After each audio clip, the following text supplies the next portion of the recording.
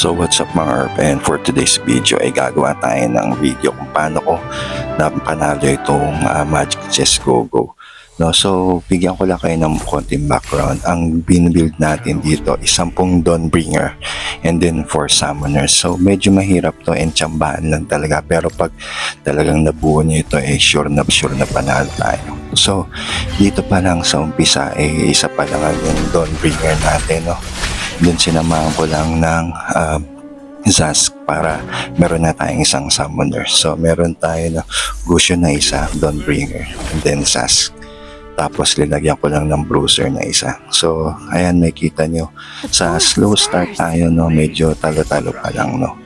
Tapos sinamahan na natin, so meron na tayong dalawang Bruiser para meron na tayong damage, pero di pa rin kinaya yan, kaya yan, talo tayo sa unang round. Pero huwag kayong mag-alala, babawian natin yan, no.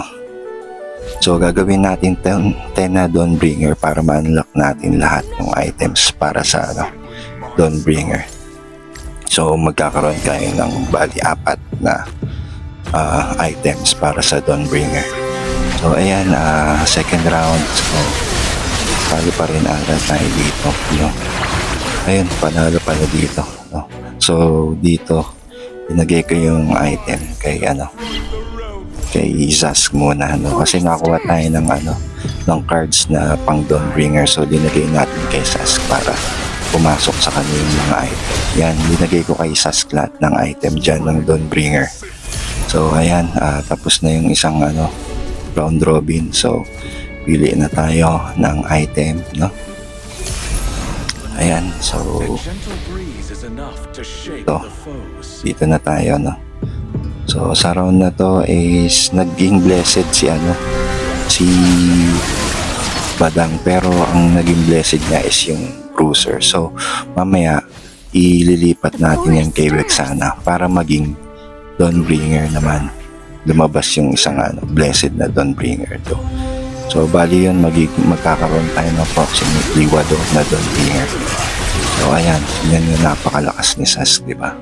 Kasi meron na siyang 2 item na pang Dawnbringer. Tapos yung isang item dun, yung lightning, yun yung nagpapaulan siya ng mga kidlat dun sa mga kalaban. So melee effect siya. So ayan, tayo natin yan. Sunerte lang tayo dito kasi sa pag yung pili ng item, nakakuha pa tayo ng 2 Dawnbringer. So dun tayo nakaabot ng 10 Dawnbringer. Ayan, nakita niyan. So talo pa rin tayo dyan, medyo mahina pa tayo dyan, no? Pero abang-abang tayo at babawi tayo sa mga yan.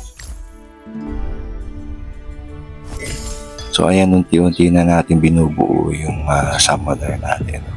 So meron na tayong 2 Summoner. So ang Summoner pa lang natin si Populong Pupa and then si Zask. So ayan, medyo mahina pa talaga. So talo pa rin tayo dyan, no? So ayan, inuunti-unti na natin build yung Summoner. Tapos yung Bruiser ilagay lang muna natin para meron tayong pandagdag na damage. Ayan. So talo na naman, di ba? Pero huwag kayo mainip, tatalunin natin lahat yan. And so pili niya. Alam ko dito nakakuha tayo ng isang Dawnbringer. So medyo kompleto na ata natin yung Dawnbringer dyan na 6. Tama ba? Ayan, kompleto na nga natin ang Dawnbringer na 6 dito. So ayan, makikita niyo, lumabas na yung 3 item. Yan, linagay na natin lahat kay Zask yan habang wala pa si Vexana. Pinakamagandang talagang item na mapunta lahat ng item kay Vexana, no? So nakita niyo yun, kahit isa na lang, si Zask na lang natitira, natalo pa rin yung yung kalaban na kill natin lahat ng characters. So ayan, Zask pa rin tayo, kay Zask pa rin lahat ng item. Ayan, talo dyan, pero kaya pa yan, tignan natin.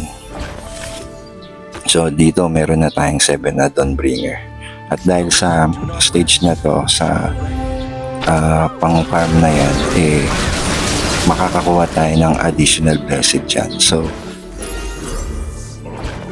Ayan, dahil meron na tayong Vexana, yung blessed natin, inilipat natin ngayon yan kay kay Vexana. Ayan, kita nyo, meron na tayong wala na ba yan? Walang Dawnbringer na ba yan? Siyam na ata, maliit lang masyado, pero mapapasampu natin yan. So ayan, kulelat na tayo, di ba? Pero abang-abang lang.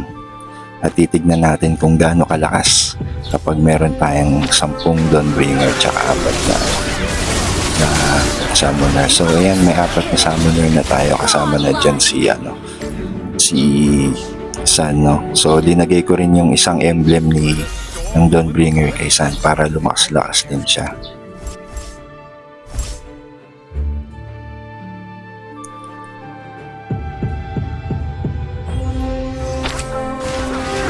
Okay, hintay pa rin tayo ng battle. Dito ata isunod-sunod na yung panalo natin kasi yan, 7 na lang. Kita niyo kung paano niya tinalo yung mga kalaban, no? So sobrang lakas talaga ng Dawnbringer kapag kompleto niya yung item na yan, no? Dito nakakuha pa ba tayo ng isang Dawnbringer? Ayan, nakakuha pa tayo ng isang Dawnbringer. So ayan, meron na tayo na total na 9 Dawnbringer, no? So isa na lang kulang natin. So nakachamba pa tayo dito ng isang Dawnbringer. Ayan, naging 10 na. Tignan nyo kung gaano kalakas si Vexana yan. Ayan. Tapos ayan yung mga attributes niya kapag nakakompleto niya yung 10 Dawnbringer, di ba? So lumakas si Sun, lumakas si Vexana.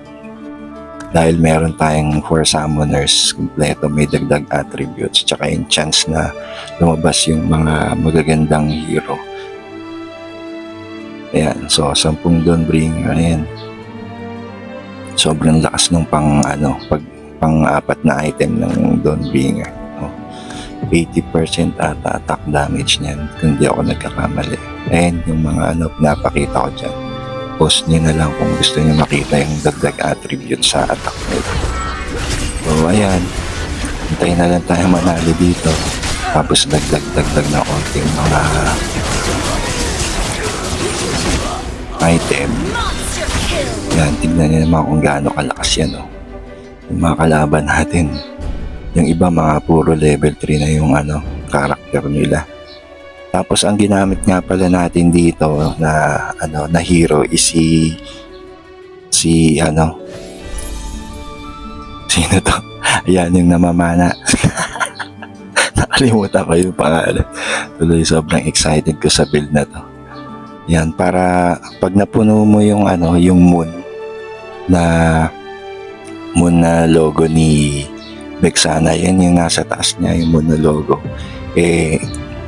Magaan yan si Mia si Mia magre-release ng attack arrow dun sa mga characters. So dagdag damage dun sa kalaban natin and higher percentage ng win rate. So eto, kumukuha na lang tayo ng item at hinihintay na lang natin manalo tayo, no? So yung top niyan nasa 40 yung HP, matatalo pa natin yan.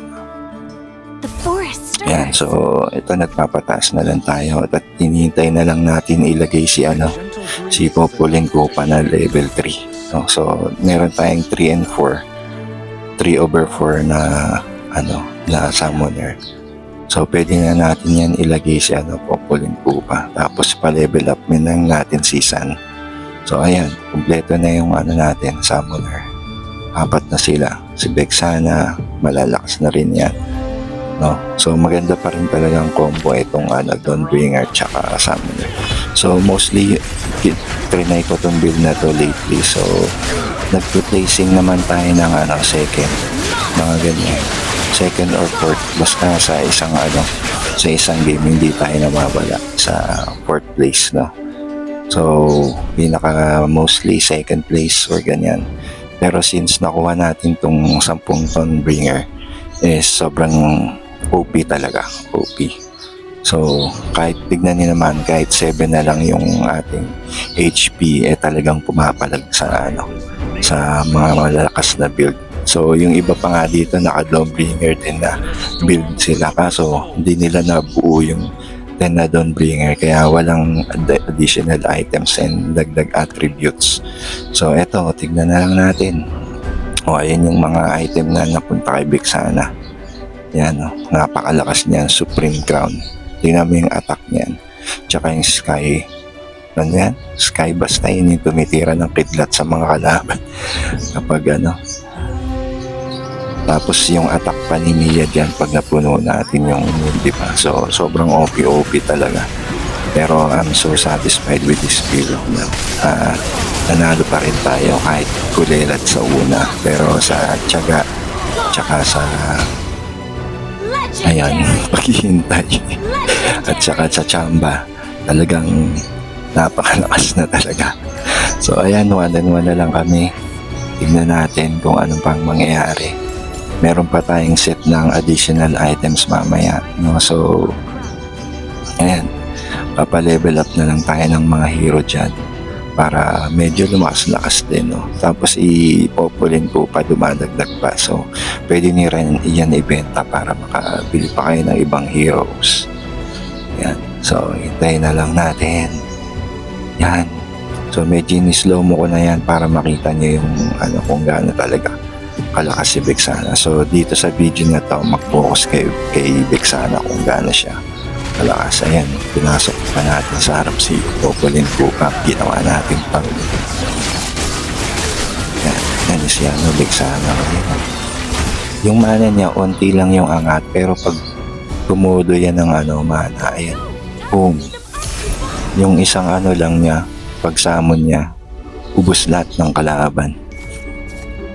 Ayan. So, dagdag pa tayo ng So, dagdag ng karakter yan. Nag-increase pa tayo ng capacity. So, malaking advantage na naman tayo. So, yung kalaban natin, hindi na nila alam gagawin niya. So, nai-stun na lang siya dyan. Hindi siya makapili kung anong gagamitin niyang item. Ayan. So, ayan. Last round na to mga ERP. Banat na. Panoorin na natin ang panoorin. Yan. Ihanap na lang tayo ng hero dito. Ayan si Terisla. Mapalevel up pa natin. So, ayan. 10 Dawnbringers for Summoner. Sobrang lupit. Sobrang OP. Yan. Kahit wag na tayo magdagdag ng isa pang karakter dyan. Pero dinagay natin si Vexana. Or pwede ka pang magdagdag ng isang bruiser dyan. Para lumakas si Badang. Si Aldous. So kung lalagay mo si Bruiser, meron kang dagdag na attack damage dahil sa Bruiser. So ayan, hintayin na lang natin yan. Tignan mo, konti na lang tayo niyan, pero panalo pa rin, di ba? So yan lang siguro sa video na to. Salamat sa panood mga ERP, and sana makatulong sa inyong paglalaro.